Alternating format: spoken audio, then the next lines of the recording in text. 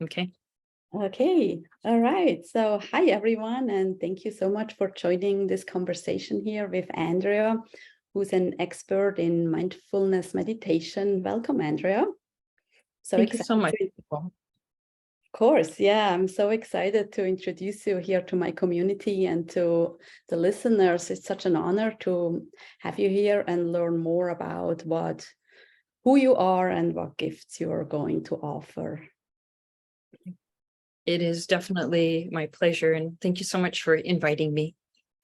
Definitely. No, it's pleasure is all mine. So to give our listeners an idea of where you are coming from and what your background is, I wanted to point out a few milestones or achievements on your career path. So here's a short summary of your different trainings, which is, I find, a very impressive package in very different fields. So Andrea holds a Master of Education in Counseling Psychology. She has a Master in Computer Science. She holds a certificate in mediation and has done various business trainings. And then on the holistic or healing side, you're holding a certification as a soul art guide. You did an apprenticeship with a shaman. And on top of all that, you grew up in a Tibetan Buddhist community where mindfulness meditation was probably part of your everyday routine. You're also the founder of the Buddhist project Sunshine Program and have been featured in publications such as the New York Times and Newsweek's, and you've been interviewed on NPR, CBC Radio, and CBC TV. So, as I understand it, you started out spending quite a few years of your career working in the corporate world and then working as a therapist until you shifted it around and started your own coaching business, incorporating the holistic practices that you acquired along the way. And today you call yourself a dream whisperer, which I found such an inspiring and uplifting title. And you're using all your experiences, knowledge, and wisdom in your transformative life coaching to, in your words, guide clients through emotional impasses, integrating the learning as part of achieving their goal.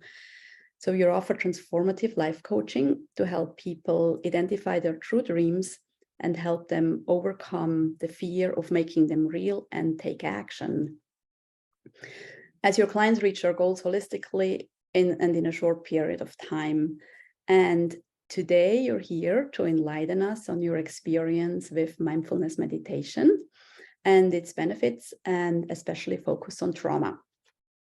So I'm not sure if there's anything else that you want to add here. Otherwise, I'm jumping to my first question. I would be very much excited for you to jump into your first question. Let's get into this. Good, we'll do that. Cool. Okay. So as I mentioned, you grew up in a Buddhist community, and meditation was probably a pretty regular practice or routine. But tell us a little bit more about what is your personal connection with meditation?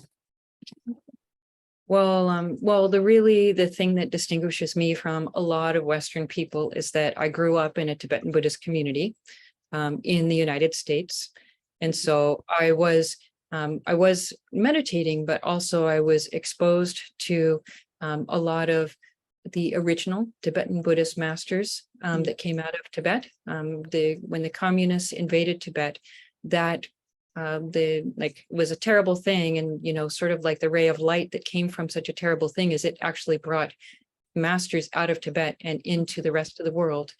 So I grew up in a community that was founded by one of those masters, and he brought in many visiting masters. So I got to have connection with a lot of the original Tibetan masters, which I believe that they've all died now, the ones originally from Tibet. So that was, I guess the reason why I bring that up is that because being in the presence of someone who has developed themselves so deeply, it's transformative.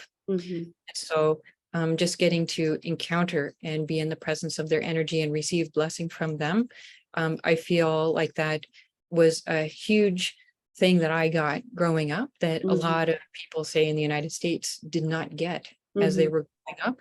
Yes. So that was that. And then also meditation. And just to share a funny little story, that what got me into meditation, like my mom was very eager to get my brother and I to start meditating, and we really weren't interested.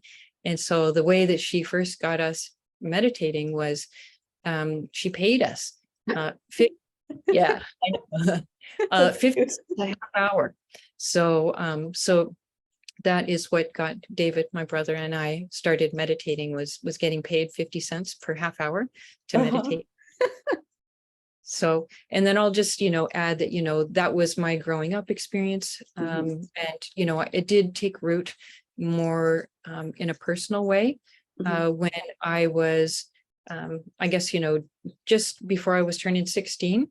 I just, I had one of those sort of life crisis experiences that can, really shift a person's course. I was in a really bad automobile accident, and it caused me to really think about where I was heading and what was important. And I felt like, whoa, I need to get serious. I need to take my life seriously. And so that is actually when I shifted to really embracing Buddhism myself. I took refuge vows at that point. And I started, starting to seriously study and starting to seriously practice it myself.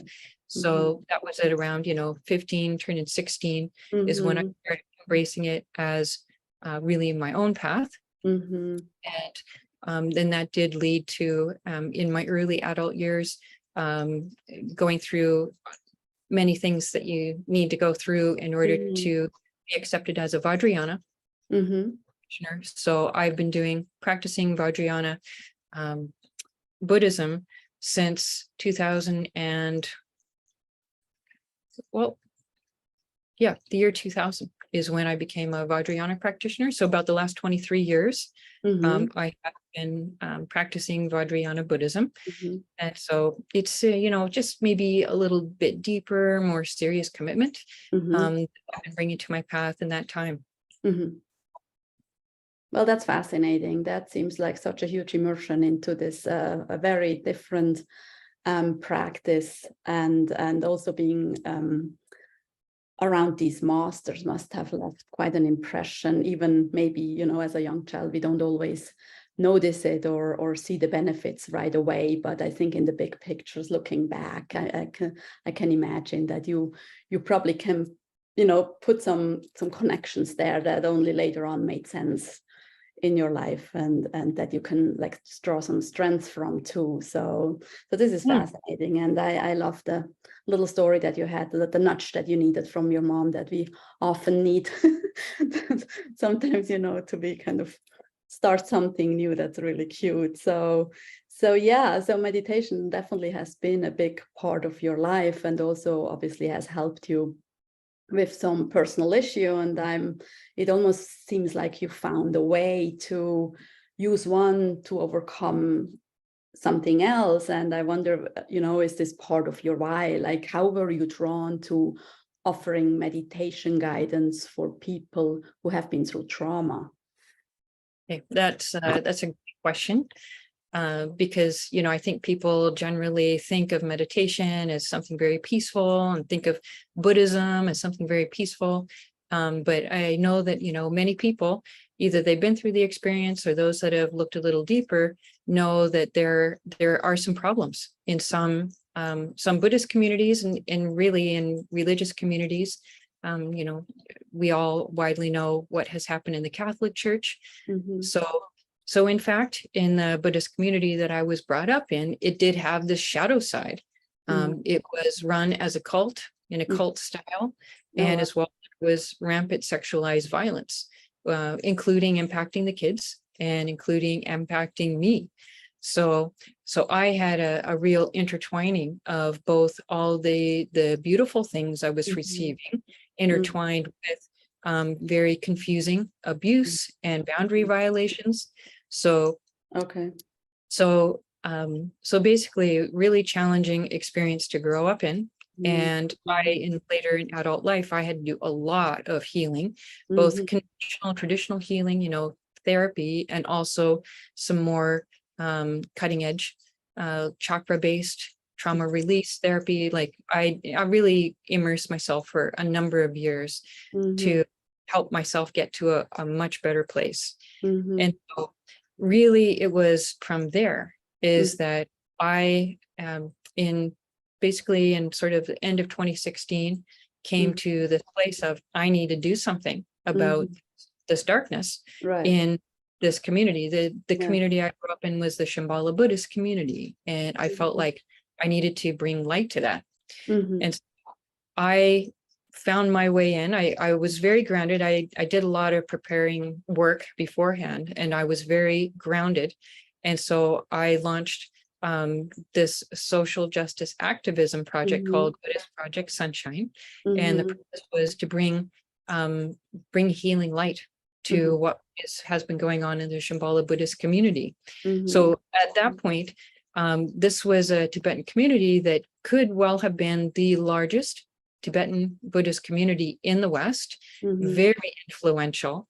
And so, yes, it was pretty crazy that me, one person who, had been a child growing up in it, was, wanting to, basically combat the darkness that was happening there.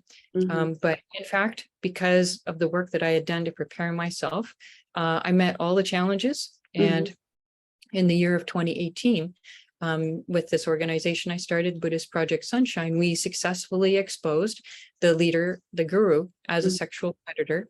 And like basically the secret was out. So that has allowed healing to begin to happen in the community. The experience of doing that really hardcore justice activism in 2018, it took everything from me. And so in, late 2018, beginning of 2019, once the work was completed, my system really crashed and my nervous system had been very compromised from that experience. And so in early 2019, I was just like, kind of like, just like emotionally hanging on by a thread. Like like I was so sensitive that any little thing, any little injustice that I saw anywhere, it would just like throw me off of, my tracks. And I just was in such a challenged place. And so and also because of what had happened and everything that I'd learned, I had stopped meditating. Like it was hard for me to meditate. Having learned meditation from this community that had also been so abusive. Right. So I think it was in March of 2019, I was just like, how can I help myself? And I thought, when I used to meditate regularly, I felt a lot better. And so I decided to give myself the gift of easing back into meditation. And I thought that the easiest way to do that was to take my own self-study course that I had created a few years before then, called the Kickstart Your Meditation program. And so it was a program that just sent me daily emails and guided me through this gentle process. And it got me meditating again. And I noticed that I felt so much better again.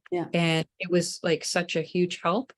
However, having gone through what I'd gone through, I also really noticed that my Kickstart Your Meditation program, it was not trauma informed. Like there were certain parts of it kind of, rubbed me the wrong way after this traumatic experience I'd gone through. And so that is what inspired me to heavily revise the program and to make it a trauma informed meditation program, including giving, some trauma skills for, how to deal with triggers and things like that. And so this is maybe a little bit of a long answer, but this is what brought me into this place of passionately wanting to be able to offer guidance for meditation for people who have been through trauma, because, when you've been through trauma and it's, still in that stage of being a wound, it's really hard to meditate. And I mean, everything can feel hard. So knowing that having a regular meditation practice can be so helpful, and that it can be hard to start meditating if you've been through trauma, I was like, I need to create, this way of helping people to develop a meditation practice that is honoring of where they're at when they've been through trauma. So I'll just check to see if that answer makes sense. No, it makes a lot of sense. Yeah, no, it was. I'm just kind of in awe of your strengths, you know, how you tackled all this, and how you worked your way through personally, and then also tackled it on a much wider level through your activism work. And I feel like it makes a lot of sense, you know, that you stopped meditating for a little while, just kind of having to figure out because you had this tight connection to the community, but then found your way back to it. And you know, you touched a little bit on the wound of trauma and why it's difficult for people who have trauma to meditate. I'm not sure if you want to go a little, if there's a little bit more that you want to extend there in the, you know, in your experience, why it's difficult for people to meditate, you know, that have been through trauma. Okay. Yeah, I think that's a good thing to go a little deeper on. So even before my activism in 2018, I had been teaching meditation, and a lot of people that were coming to me said, I just can't meditate. And I can't sit still. Like I have too much anxiety. And I don't, I think you probably have a lot of experience with trauma as well. And I'm not sure what your views are, but I believe that everybody has been traumatized. Either they themselves directly or through a loved one being traumatized and them experiencing it vicariously through their loved one. So I think that is something that everyone is having to deal with. And, you know, some people, they have worked through their trauma and other people haven't. And if it hasn't been worked through, then, you know, it's kind of like, you know, something that's under the carpet, but it's not gone. And when you sit and you're quiet with yourself, then those gremlins from under the carpet, they start to creep out and, you know, can be really uncomfortable. And, you know, you've got things safely contained away, and then they start coming out when you are sitting quietly with yourself, can be super uncomfortable. So I think that's why meditation can be really difficult for people that are, you know, doing healing around their trauma, or perhaps have trauma that is not yet healed. So does that make sense from your perspective? Very much. Yeah, I fully agree with you. I do believe that we all hold trauma on some level of another, you know, for some people it's a bit deeper, but there's always certain things that shock our systems, then where we question ourselves and that leave an imprint. You know, that comes up again later on in life, maybe, that where we have to work through, and that we sometimes not always want to face. You know, it's sometimes easier to just put it away and not deal with it, and as you said, nicely, you know, put it under the rug. But these gremlins do come back up. And I think we all experience that, again, to whatever level our trauma is. I personally I do meditate, but for me, it's always more been in the realm of, you know, to have a calm mind, to find kind of an inner peace and being in this state of bliss. I've never really taken it to the level of healing issues. So I found this fascinating. I've never really thought about that. And so I'm curious, because you have proposed that meditation can be a healing elixir for trauma. And so I'm curious how you approach that and how that works. Okay. Well, I am known for being bold and, you know, saying bold things and taking bold things on. I do enjoy that. So, you know, I really, like, my perspective is very informed by what I have been through, and seeing how helpful the meditation has been for me, and also having experiences where meditation is not helpful, and really sort of seeing, you know, how can it be helpful? And basically, like, when we've been through trauma, it fragments our sense of identity, it fragments our sense of safety in the world. And so, you know, it can make us very jumpy, make our system kind of buzzy. And, you know, luckily, you know, human beings are just so amazingly resilient that, you know, so many of us, we can still manage to live life and maybe even live a good life, even though we are having that sort of like buzzy kind of level. of experience after the trauma. Yes. And so the thing about, and another thing is that I think is important to bring in is, like they talk about, in childhood, when children experience trauma, one of the strategies that they will use is to hold their breath so that they then dissociate, so that they sort of spiritually leave their body. And that's like a coping mechanism in childhood when we don't have any other way of dealing with being in a traumatic experience. So that escape, in light of the situation, that dissociation and escape is perhaps, a smart strategy to use. But, once we are able to move into adult years, that strategy, it no longer serves us. Yes. Because if every time we're feeling, scared or uncomfortable, we dissociate, then we're not being present in order to be able to meet whatever the challenge is. And so that holding of the breath and the dissociation it becomes a real problem for living a fulfilling life as an adult. So the meditation that I teach and that I practice, it is a breath-based meditation, very common shamatha meditation. And so the place where you bring your attention to is your breathing. And so if you can create a practice that feels safe for you, then that can be really healing, to be reconnecting with your breath. So there's that. And then also just training yourself to be able to stay present, even when uncomfortable things come up. That also is a big part of what meditation is training yourself to stay present. So, like the idea is that, when you notice that you have, left the room and you're across the world in France, when you notice that you bring yourself back into the moment, check in with your posture, come back into your body, and then return your attention to your breath. And that's a way of training your mind, to be able to come back and also to be able to stay longer. And so, with trauma, so much of it is about escaping and getting away from being present. And meditation is all about being able to bring yourself back to being present in your body, in your life. So it's incredibly healing. It is Elixir because it is a way of reconnecting your heart with your breath and being present in the moment. And being grounded and being present with your life so that you're able to create a beautiful life.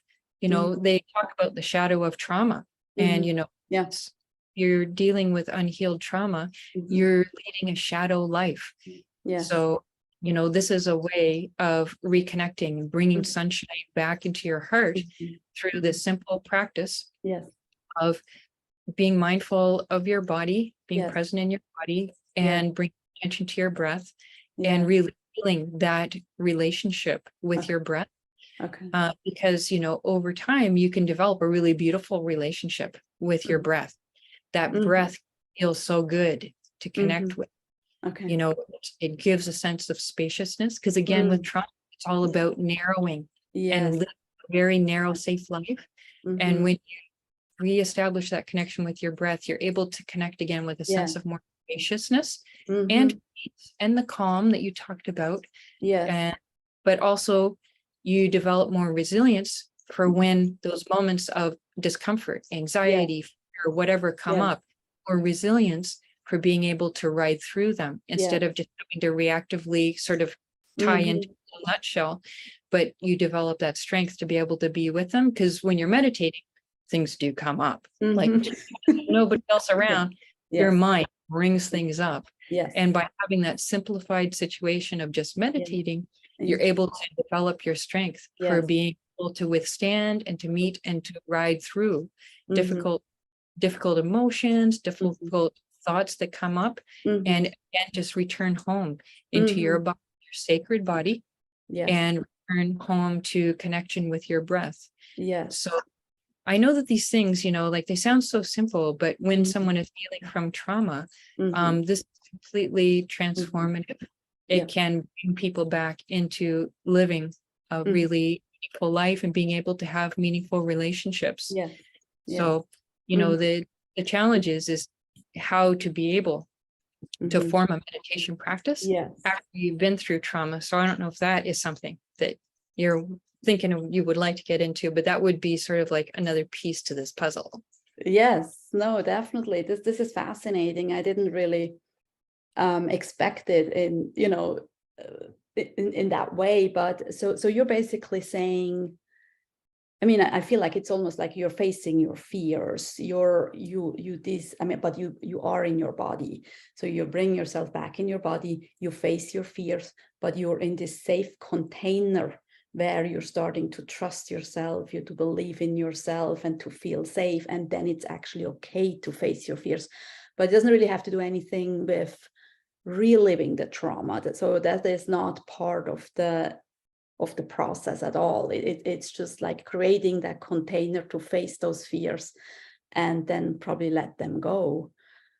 Is this sort of how we can understand that a bit? Yeah, I think that's a really nice way of putting it. Yeah, that's really interesting. Again, because I felt like I've meditated for so long. I mean, long, yeah, it's been part of my life, but obviously never in that depth. But I never looked at it, to use it in that form. But that's really a very fascinating way, and something I feel like that's something I'd like to try, to see how that goes. I think that's a really cool process. And I like how you described that you opened up, a space within you and give yourself more room. And, because these traumas do keep us small, do keep us inside and kind of dim our view of life, keep it very much in a box. And so opening this up and creating that space of safety and believing in yourself is really beautiful. So that's fascinating. Thank you. I love that. So with all this information, what are your 3 key tips for people who have been through trauma and who want to meditate, who want to give this a try, and Okay. So I think that we've kind of effectively said why meditation can be so helpful. And so, yeah, the big challenge is, if you're experiencing, a lot of anxiety, just can't sit still, how can you be able to tap into this elixir of healing? So that is really the wonderful challenge that I've really sunk my teeth into. So one thing that I think is really important, like, pretty standard in trauma healing, they say that you need to heal in relationship, like the wounding happened in relationship. And so the healing really needs to happen in relationship. We can't just heal on our own. So the first thing is being able to find a suitable person to connect with, who can work with you around a trauma-informed meditation. I think that's very important. So that's a unique credential. Somebody who has some real literacy around trauma healing. Because if you just go to a meditation teacher who has no literacy, they will do things that potentially could harm you more. Yes. So it's really important to find a meditation teacher who is trauma informed and who is able to speak from that place.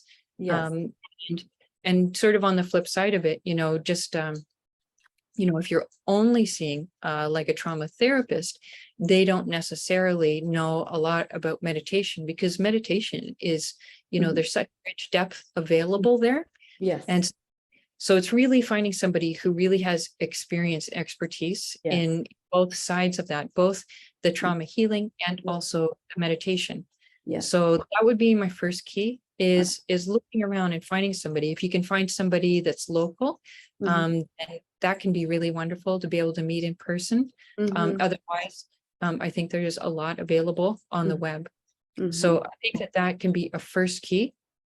first of all, for starting a meditation practice that's healing, but secondly, for also continuing. Because if you have like a relational connection, that can really support you continuing even after you've started. Yes.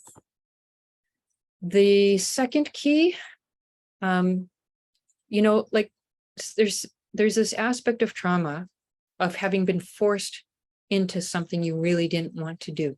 Right. So the aspect of being forced to do something. And I think, in so many meditation communities, there is kind of an aspect of this is the template, do the template. I see. That is really unhelpful for people who have been through trauma. I see. So I think it's also important to find a route into meditation that you feel like you've got permission to play, that there is space for you to be able to acknowledge what you're feeling. If you're having, reactions to the meditation, to be able to get support around working with those reactions. So really finding a way into meditation that is away from the standard, like religion template, but a way that's going to be a lot more flexible, a lot more responsive, so that, if you are just not in the space to meditate today, then it's okay for you to get up and to maybe go out for a walk with nature. So really getting away from that kind of like template approach to meditation, so that you are able to tap into freedom. So I think that's a really important part of trauma healing, is rediscovering that you're allowed to say no. You're allowed to acknowledge, wow, this is not feeling right in my body. This is not the right thing for me to do right now. Yes.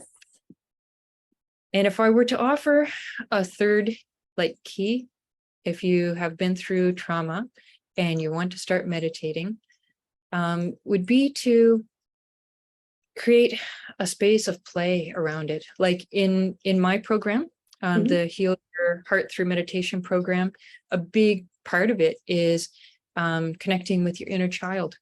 So the whole formation of the meditation practice is done in connection with your inner child. Okay.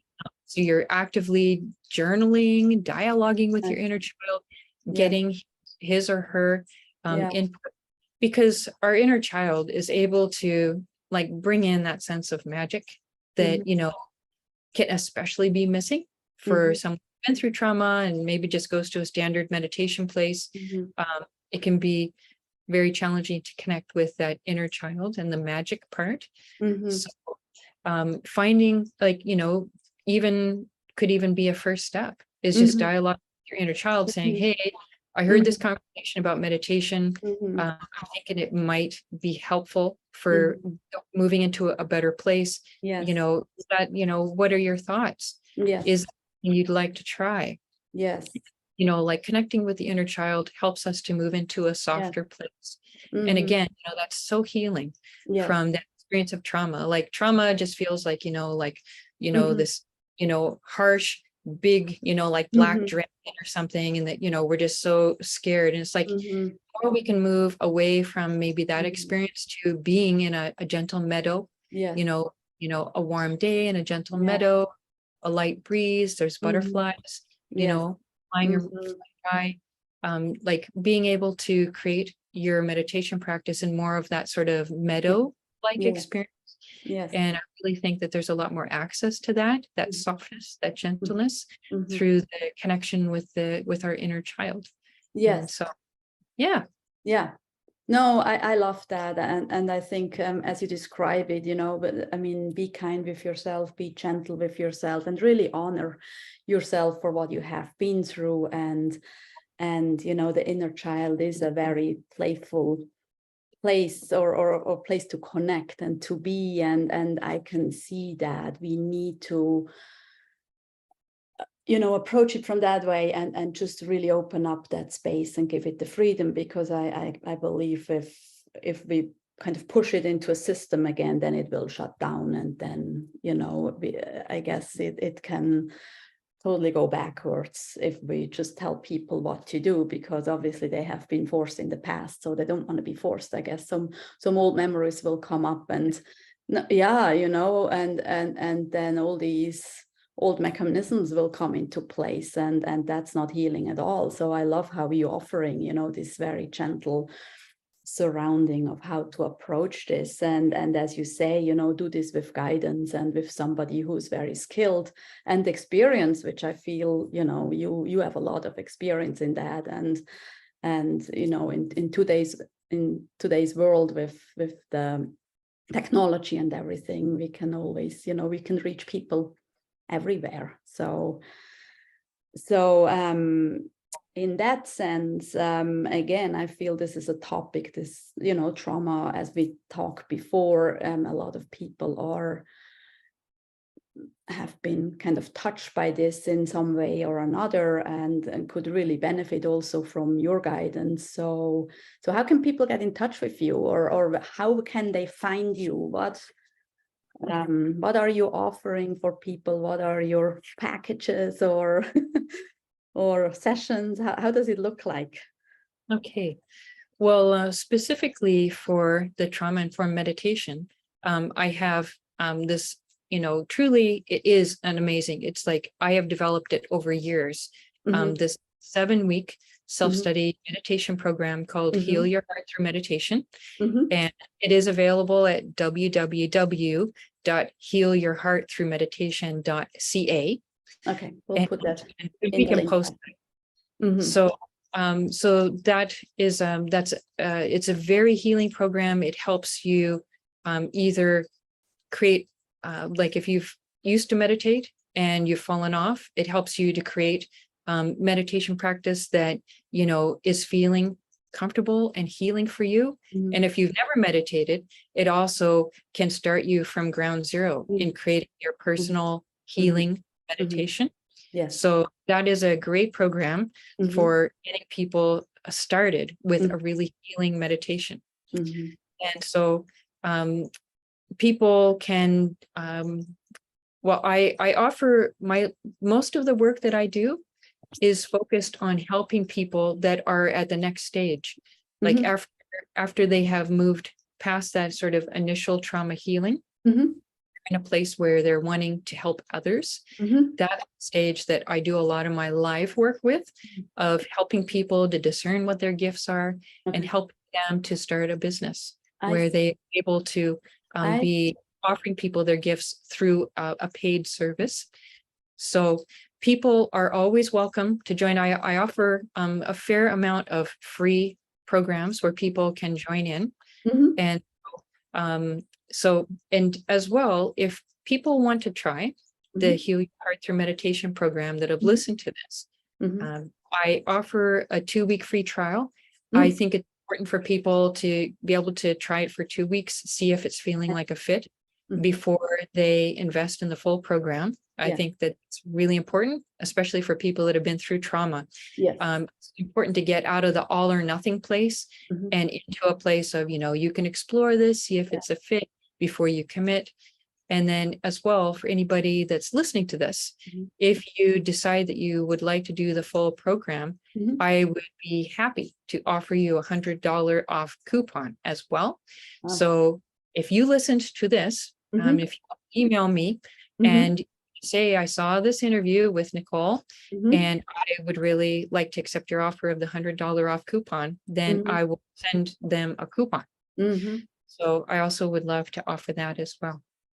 That's beautiful. I love how you guide people on the different stages on their journey. That's amazing. And then also really help them to even, you know, set them off so they can go on and teach their own programs. That's amazing. So we will certainly put these links in the replay, in the comments, and so that people can find you and know where to reach you. And well, I want to thank you, Andrea, so much for this insightful conversation about trauma meditation. That was beautiful and was very enriching for me, and I'm sure for a lot of other people too. So, and yeah, in that sense, let's check if there's something, if there's some questions maybe.